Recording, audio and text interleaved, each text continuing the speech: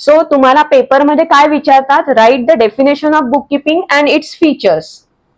So तुम्ही काय कराल, मिनिंग स्किप कराल, अशा वेळेला डेफिनेशन लिहाल आणि फीचर्स लिहाल. ठीक आहे. सो डेफिनेशन पाठ झालीच पाहिजे म्हणून मी त्याला स्टार केलाय. एकदा डेफिनेशन पाठ झाली की फीचर्स आपोआप लिहिता येणार आहेत. पुढचं आहे objective of book keeping. Book keeping कशासाठी करायचं, काय ऑब्जेक्टिव्ह आहे बुक किपिंगचं. आपल्या सोयीसाठीच आपण बुक किपिंग करतोय. आता बुक किपिंगचं सगळ्यात पहिलं आहे to maintain complete, accurate and permanent record. Record कसं पाहिजे, कम्प्लीट पाहिजे, अर्धवट नको.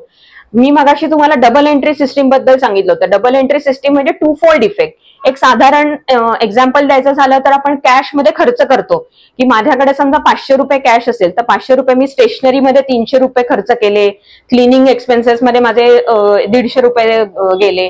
सो 300 प्लस 150 450 झाले, 50 रुपीज माझ्याकडे बॅलन्स आहे. सो टू फोल्ड इफेक्ट म्हणजे काय, डबल एंट्री म्हणजे काय की आधी रिसीट झाली, 500 रुपयाची रिसीट झाली, मग मी त्याचा खर्च केला. सो ही जी डबल एंट्री सिस्टीम आहे ती कम्प्लीट रेकॉर्ड व्हायला पाहिजे, त्याचे दोन्हीही इफेक्ट्स दिले गेले पाहिजेत. अॅक्युरेट पाहिजे. प्रिंटिंग स्टेशनरी, स्टेशनरी जर आपण स्टेशनरीवर खर्च केलाय तर तो प्रिंटिंग अँड स्टेशनरी या अकाउंटलाच जायला पाहिजे, क्लिनिंग एक्सपेन्सेसला नाही जायला पाहिजे. सो अॅक्युरेट एंट्री पाहिजे. आणि परमनंट रेकॉर्ड, एकदा तुम्ही ती एंट्री तुमच्या बुक्स ऑफ अकाउंट मध्ये केली की ते तुमचं परमनंट रेकॉर्ड झालं, ते तुम्ही चेंज करू शकत नाही. ऍक्च्युली करू शकता पण करायचं नाहीये आपल्याला, ते रेकॉर्ड परमनंटली तसंच मेंटेन करायचंय, म्हणूनच ती एंट्री कम्प्लीट आणि अॅक्युरेट पाहिजे.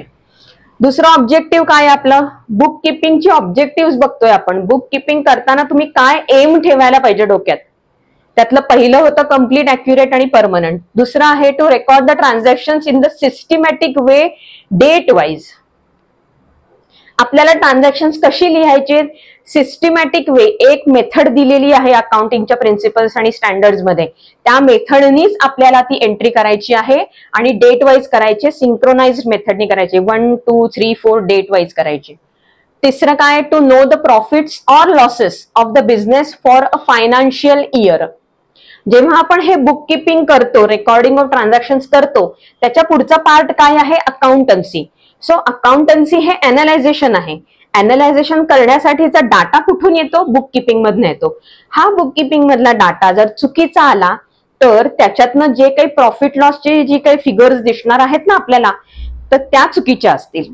सो जर बुक किपिंगची एंट्री बरोबर असेल, त्याच्या अमाऊंट्स बरोबर असतील, तर त्याचं अनालायझेशन पण बरोबर होईल आणि मग त्याच्यातनं जी फायनान्शियल स्टेटमेंट्स आपण मांडणार आहोत, प्रॉफिट अँड लॉस अकाउंट मांडणार आहोत, त्याच्या फिगर्स, प्रॉफिट किंवा लॉसची फिगर ही बरोबर मिळेल आपल्याला. सो ती जर आपल्याला हवी असेल तर आपल्याला बुक किपिंग नीट करायला पाहिजे. तसंच to know your assets and liabilities. कुठल्याही बिझनेसमध्ये आपण बिझनेस सुरू करताना आपण त्या बिझनेसच्या स्ट्रक्चर प्रमाणे काही ऍसेट्स विकत घेतो आधी आणि मगच आपण तो बिझनेस करायला सुरुवात करतो. मशिनरी घेतो, फर्निचर घेतो किंवा ज्या काही त्या बिझनेस कुठला आहे त्याप्रमाणे आपण काही ज्या ऍसेट्स विकत घ्यायच्या त्या घेतो आणि मगच आपण बिझनेस सुरू करतो, म्हणजे काम सुरू करतो. त्या ऍसेट्स आपल्या कुठल्या आहेत बिझनेसमध्ये हे आपल्याला बुक किपिंग मधनं करणार आहे. तसंच आपल्याला लायबिलिटीज कुठल्या आहेत, देणी देतो ना आपण कोणाची तरी. जसं आपण मार्केटमध्ये जाऊन रॉ मटेरियल विकत आणतो तेव्हा ते क्रेडिटवर मिळतं. क्रेडिटचा अर्थ असा होतो की इमिजिएटली आपण पैसे देत नाहीये त्याला. मटेरियल आपण रॉ मटेरियल विकत आणतोय पण कुठल्या तरी फ्युचर डेटला आपण त्यांना पेमेंट करणार आहोत. कारण आत्ताच्या घडीला आपण अजून ते सेल केलंय का नाही, सेल केल्यानंतर पैसे मिळतील आणि मग आपण रॉ मटेरियलचे पैसे देऊयात. सो लायबिलिटीज म्हणजे काय, असे जे देणी आहेत आपली, जे पैसे आपण पेएबल आहोत लोकांना, त्यांना लायबिलिटीज म्हणायचं. सो त्याची फिगर सुद्धा आपल्याला कळली पाहिजे आपल्या बुक किपिंग मधनं. To compare the financial results of the previous year. आता हे ज्या दोन गोष्टी आहेत ना, प्रॉफिट अँड लॉस आणि ऍसेट्स अँड लायबिलिटीज, आपल्याला कळण्यासाठी फायनान्शियल स्टेटमेंट्स मांडायला लागतात. फायनान्शियल स्टेटमेंट हा अकाउंटिंगचा पार्ट आहे. पहिले दोन आहेत हे बुक किपिंगचा पार्ट आहे. बुक किपिंग हा डाटा आहे, अकाउंटिंग हे अनालिसिस आहे. ते अनालिसिस झाल्यानंतर आपण फायनान्शियल स्टेटमेंट्स बनवतो, प्रॉफिट अँड लॉस अकाउंट आणि बॅलन्स शीट म्हणतात त्याला. सो एका फायनान्शियल इयरचं जे प्रॉफिट अँड लॉस अकाउंट आणि बॅलन्स शीट असेल, सेम तसंच प्रिव्हियस इयर मागच्या वर्षीचं पण प्रॉफिट अँड लॉस अकाउंट आणि बॅलन्स शीट आपल्याकडे असणार आहे. ते प्रॉफिट अँड लॉस अकाउंट आणि बॅलन्स शीट आणि करंट इयरचा प्रॉफिट अँड लॉस अकाउंट आणि बॅलन्स शीट, या दोघांची आपण कंपॅरिझन करायची. का करायची, दुसऱ्या कुठल्या बिझनेसशी करायला नाही सांगते, आपणच आपल्याच बिझनेसच्या प्रिव्हियस इयरशी कंपॅरिझन करायचे, अशासाठी की आपल्यालाच कळतं की आपण ग्रोथ मध्ये आहोत का, मागच्या वर्षी आपलं प्रॉफिट जितकं होतं त्यापेक्षा आपल्याला यावर्षी प्रॉफिट जास्त झालंय का, आपला सेल जास्त झाले आहेत का, ऍसेट्स वाढले आहेत का, या सगळ्या गोष्टी आपल्याला कंपॅरिझन केल्यानंतरच कळणार आहेत. सो ही कंपॅरिझन करण्यासाठी जसं आपण चालू फायनान्शियल इयरचा P&L आणि बॅलन्स शीट मांडतोय ना, तसंच प्रिव्हियस इयरची जे फायनान्शियल स्टेटमेंट्स होती ती चालू वर्षाशी कम्पेअर करायची, म्हणजे आपल्याला एक स्टेटस कळतं आपल्या बिझनेसचं. टू डिटेक्ट द एरर्स, हे करायच्या आधी मी तुम्हाला to know the progress of the business सांगते. To know the progress of the business म्हणजे हेच मी आता जे सांगितलं ते कंपॅरिझन केल्यानंतर तुम्हाला कळतंय की तुमचा ग्रोथ पॅटर्न आहे का. जर ग्रोथ पॅटर्न नसेल तर तुम्हाला तसे डिसिजन्स घ्यायला पाहिजेत, कुठं चुकतंय आपल्याला हे शोधायला पाहिजे. ते चुका शोधून आपल्याला पुढची वर्ष जे येणार आहेत, पुढची वर्ष त्यामध्ये त्या चुका सुधारल्या पाहिजेत. म्हणजे याच्या पुढच्या वर्षीचे जे प्रॉफिट अँड लॉस अकाउंट आणि बॅलन्स शीट आपण बनवू आणि त्याचं प्रिव्हियस इयर त्याच्या प्रिव्हियस इयरशी कंपॅरिझन करू, तेव्हा आपल्याला ग्रोथ पॅटर्न नक्की दिसला पाहिजे. सो प्रोग्रेस कळणार आहे आपल्याला. आणि मध्ये मी लिहिलंय तसं to detect the errors. Errors कळल्या पाहिजेत. कसल्या एरर्स? मगाशी सगळ्यात पहिल्यांदा मी सांगितलं कम्प्लीट रेकॉर्डिंग पाहिजे, ऍक्युरेट रेकॉर्डिंग पाहिजे. माणूस आहे चुकू शकतो, समजा ते कम्प्लीट रेकॉर्डिंग नाही झालं, डबल एंट्री मधला सिंगल म्हणजे एकच इफेक्ट दिला गेला, दुसरा इफेक्ट नाही दिला गेला, इनकम्प्लीट राहिलं ते ट्रान्झॅक्शन, किंवा ऍक्युरेट ट्रान्झॅक्शन रेकॉर्ड केलं नाहीये. ऍक्युरेट म्हणजे काय, अमाऊंट चुकू शकते किंवा अकाउंटिंग हेड चुकू शकतं. अशा वेळेला एक ऑडिट असतं, आपणच आपल्याच रेकॉर्डेड ट्रान्झॅक्शनचं ऑडिट करायचं की काही चुका नाही ना झालेल्या, त्या चुका दुरुस्त करायच्या. सो डिटेक्ट द एरर्स, आपल्या ट्रान्झॅक्शन्स जी काय रेकॉर्ड केली आहे त्यातल्या एरर्स डिटेक्ट करायच्या. सो ही सगळी आपली ऑब्जेक्टिव्ह आहेत बुक किपिंगची. सो बुक किपिंग करताना ते बरोबरच असलं पाहिजे, कम्प्लीटच असलं पाहिजे. आणि बरोबर इन द सेन्स की पुढे जाऊन त्याच्यातनं जी फायनान्शियल स्टेटमेंट्स आपण बनवणार आहोत त्याचा हा बॅकअप डेटा आहे जो बरोबर दिला गेला नाही तर अख्ख्या बिझनेसचं फायनान्शियल स्टेटमेंट गडबडणार आहे. हे लक्षात ठेवून रेकॉर्डिंग झालं पाहिजे, म्हणून ही ऑब्जेक्टिव्ह खूप महत्वाची आहेत. आता मी तुम्हाला जर लक्ष दिलं, तुम्ही तर इथे पहिल्या लेटर्सना अंडरलाईन केले, मी त्याच्यातनं तुम्हाला एक शॉर्ट फॉर्म तयार करून देणार आहे. So to maintain complete accurate permanent record, CAP, त्याचा एक शब्द तयार झाला cap. Profit and loss account, sorry second आहे systematically. So S, profit and loss अकाउंटचा P, ऍसेट्स अँड लायबिलिटीजचा A, कंपॅरिझनचा C, डिटेक्शन ऑफ एरर्सचा E आणि नो युअर प्रोग्रेसचा P. सो इथे कॅप स्पेस P असा एक शॉर्ट फॉर्म तयार झाला जो तुम्ही लक्षात ठेवल्यानंतर तुमचे ऑब्जेक्टिव्ह लक्षात राहणार आहेत.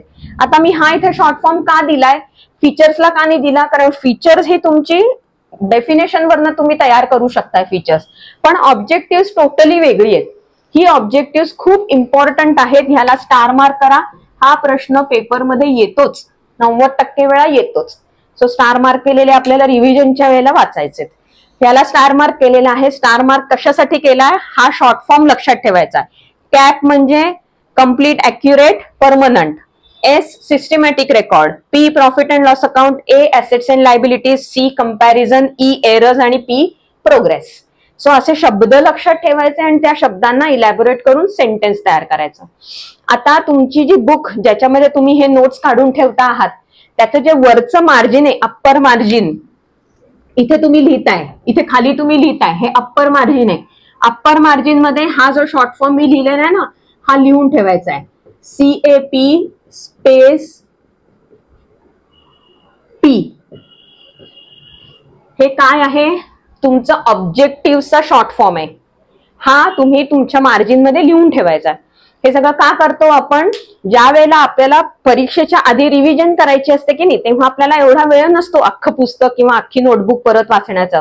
तेव्हा मी जे हे स्टार मार्क करून दिलेल्या गोष्टी आहेत त्या वाचायच्या, प्लस हे जे वरती मी मार्जिन मध्ये लिहून दिलेले ते वाचायचं. इथे शेजारी तुम्ही लिहून ठेवणार आहात ऑब्जेक्टिव्ह. ठीक आहे. सो मार्जिन मध्ये जे काही लिहून दिलेलं असेल तेवढंच तुम्ही फक्त वाचायचं आणि स्टार मार्क केलेलं वाचायचं. ही तुमची रिव्हिजन आहे. सो ह्याचा एक फोटो काढून घ्या. तुमची नोटबुक आहे त्या नोटबुक मध्ये हे सगळं लिहायचं आहे. एकदा तुम्ही लिहिलत ना की तुमची परत एकदा रिव्हिजन होते, कारण लिहिताना तुम्ही ते मनात म्हणत असता आणि मग लिहित असतात, त्याच्यामुळे ते आपोआप रजिस्टर पण होतं. सो या सगळ्या गोष्टी आपण नोटबुक मध्ये लिहून ठेवायच्या आहेत. हे स्टार मार्क्स करायचे, अप्पर मार्जिन मध्ये ते लिहून ठेवायचे. सो याचा एक फोटो काढून घ्या.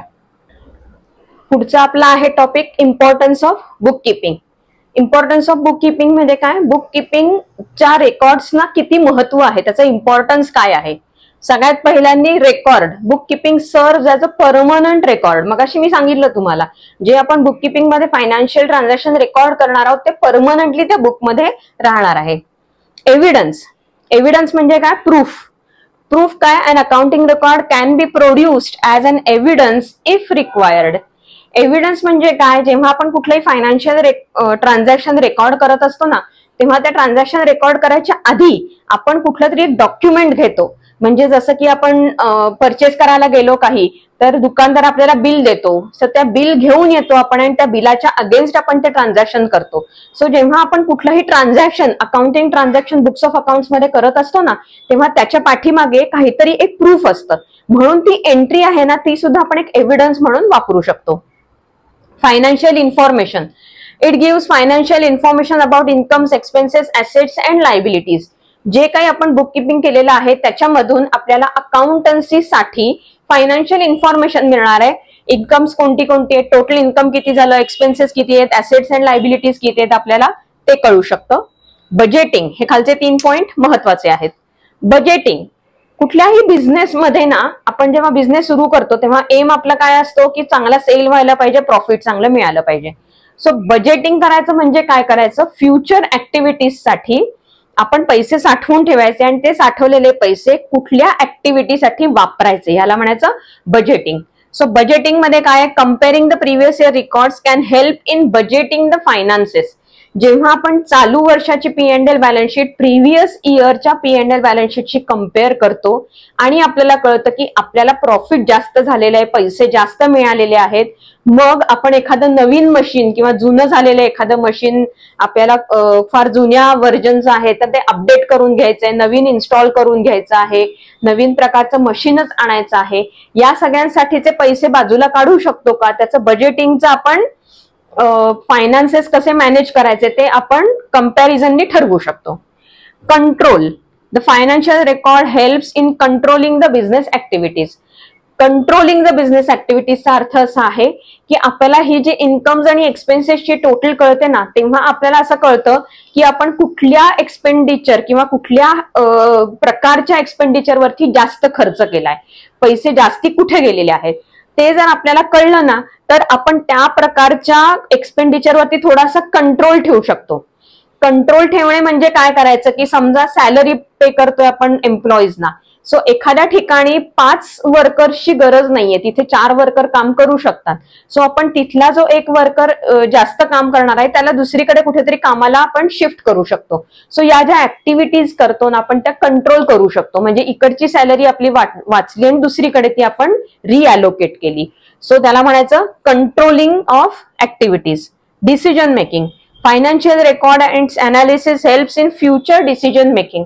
मग अशी मी तुम्हाला एक एक्झाम्पल दिलं होतं ह्याचं.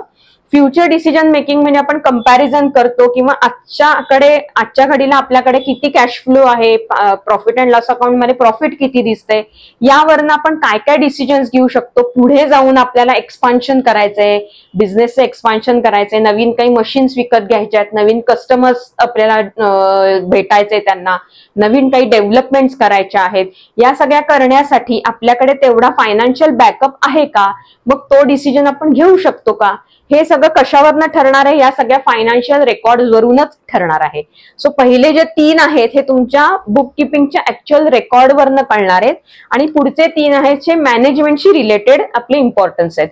So importance of book keeping ह्याला मी स्टार मार्क का केलाय, मगाशी मी तुम्हाला म्हणलं तसं डेफिनेशन ऑफ बुक किपिंग विचारतील, त्याच्याबरोबर तुम्हाला फीचर्स ऑफ बुक किपिंग विचारतील, ऑब्जेक्टिव्ह ऑफ बुक किपिंग विचारतील किंवा इम्पॉर्टन्स ऑफ बुक किपिंग विचारतील. 3 पैकी एकच काहीतरी येईल. So definition and features, definition and objective, definition and importance. So हे 3ही लक्षात ठेवायचे. परत एक शॉर्ट फॉर्म केलाय मी, REFBCD. जे लक्षात ठेवायला सोपे असतात टॉप मार्जिन मध्ये लिहून ठेवायचे आणि त्याच्या पुढे इम्पॉर्टन्स REFBCD असं लिहून ठेवायचं. म्हणजे आपल्याला ऑटोमॅटिकली त्या शॉर्ट फॉर्म वरनं पुढे शब्द लक्षात येतात, शब्दावरनं पुढे वाक्य फॉर्म करता येतं. ठीक आहे. सो हे इम्पॉर्टन्स ऑफ बुक किपिंग झालं. आता पुढे आहे युटिलिटी किंवा युजर्स ऑफ बुक किपिंग. हे जे बुक किपिंग आहे त्याचे युजर्स कोण आहे, कोण कोण वापरू शकतं हे रेकॉर्ड. फायनान्शियल रेकॉर्ड आहे हे कुठल्याही बिझनेसचं, त्याचा वापर कुणाकुणाला होऊ शकतो. सगळ्यात पहिले आहेत मुळात ओनर्स. ओनर्सने बिझनेस सुरू केला, त्यांना स्वतःच्याच बिझनेसचं फायनान्शियल स्टँडर्ड, फायनान्शियल स्टेटस कळायलाच पाहिजे. So to know the profit and losses किंवा ऍसेट्स अँड लायबिलिटीज.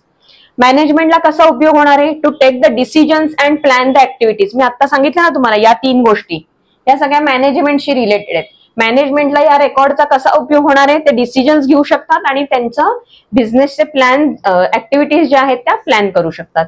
गव्हर्नमेंटला आपल्याला फायनान्शियल रेकॉर्ड सबमिट करायला लागतं, त्याच्यावरनं टॅक्स लायबिलिटी कॅल्क्युलेट करायला गव्हर्नमेंटला सोपं जाणार आहे. कस्टमर, आपला जो कस्टमर आहे ज्यांच्याकडे आपण मटेरियल सप्लाय करतो, सेल करतो आपण, त्यांना एक अश्युरन्स मिळाला पाहिजे की हे आपण जी रिक्वायरमेंट त्यांना दिलेली आहे तो गुड्स ते सप्लाय करू शकतील. हा अश्युरन्स त्यांना मिळण्यासाठी कस्टमरला काय कळणार आहे, ह्या फायनान्शियल रेकॉर्डवरनं अश्युरन्स मिळणार आहे. इन्व्हेस्टर्स, आपल्या बिझनेस मधनं ओनर तर पहिला इन्व्हेस्टर असतो, कारण ते स्वतःचे पैसे कॅपिटल घातल्याशिवाय बिझनेस सुरूच होऊ शकत नाही. पण त्याच्याबरोबरच बाहेरचे काही इन्व्हेस्टर्स असतात, ते आपल्या बिझनेसमध्ये त्यांचे फंड्स इन्व्हेस्ट करतात. मग इन रिटर्न आपण त्यांना काहीतरी प्रिन्सिपल प्लस वरती इंटरेस्ट, डिव्हिडंड असं काहीतरी द्यायला पाहिजे. सो इन्व्हेस्टर्स आपल्या बिझनेसमध्ये काय इन्व्हेस्ट करतील ते आपली फायनान्शियल रेकॉर्ड्स बघतील आणि मग ठरवतील, know the financial position of the business and decide to invest or not. बरोबर की नाही. इन्व्हेस्टर्स आपल्याच्यात इन्व्हेस्ट का करणार, आपली जर फायनान्शियल पोझिशन चांगली, आपण जर कंटिन्युअस लॉस मध्ये असू तर इन्व्हेस्टर इन्व्हेस्ट करतील का आपल्याच्यात, नाही करणार. कारण त्यांच्या असं लक्षात येईल की हा बिझनेस काही नीट चालला नाहीये बाबा, त्या ओनरचं लक्ष नाहीये बिझनेसकडे. सो इन्व्हेस्टर्स आपल्याच्यात इन्व्हेस्ट नाही करणार. तसंच लेंडर्स म्हणजे कोण, जे लोन देतात त्यांना लेंडर्स म्हणायचं.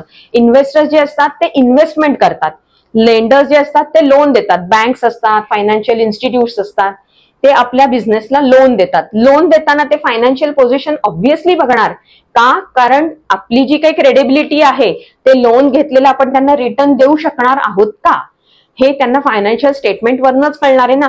आज मी जाऊन बँकेकडे लोन मागितलं 1 कोटीचं, तर हा ठीक आहे तुम्ही घेऊन टाका 1 कोटीचं लोन, असं बँक म्हणेल का, ऑब्व्हियसली नाही. ते चेक करणार माझी बॅकग्राऊंड काय आहे, माझा बिझनेस कुठला आहे, तो बिझनेस किती वर्ष जुना आहे, कशी ग्रोथ होत आली त्यांची. फायनान्शियल स्टेटमेंट्स ते कम्पेअर करतील, पहिलं वर्ष, दुसरं वर्ष ग्रोथ मध्ये आहेत का, प्रॉफिट किती आहे, प्रॉफिट वाढतंय का, हे सगळं ते बघणार. आणि मग ते काय डिसाइड करणार, to lend money or not. हे जे आता मी सांगितले ते युजर्स ऑफ बुक किपिंग आहेत. सो त्यांचं owners, management, government, customer, investors and lenders, त्याचा पण एक शॉर्ट फॉर्म मी तयार केलाय, OMGCIL. OMGCIL लक्षात राहण्यासारखं आहे, टॉप मार्जिन मध्ये लिहून ठेवायचंय, users of book keeping OMGCIL. हे जास्त कुठे विचारत नाहीत, पण तुम्हाला 1 सेंटेन्स आन्सर मध्ये राईट एनी 2 युजर्स असं विचारू शकतात, तिथे तुम्हाला याचा उपयोग होणार आहे. म्हणून ही इन्फॉर्मेशन लिहून ठेवायची. पुन्हा एकदा या स्क्रीनचा एक फोटो काढून ठेवायचा आहे. हे सगळं तुम्ही लिहून घेतलं असेलच आतापर्यंतचं. तर आता आपण पुढे बघणार आहोत अकाउंटन्सी. आजचं लेक्चर मी इथेच थांबवणार आहे. पुढच्या लेक्चरमध्ये आपण अकाउंटन्सीचं मीनिंग आणि त्याच्या डेफिनेशन्स आणि असेच फीचर्स वगैरे सगळं बघणार आहोत. ठीक आहे, तोपर्यंत टाटा.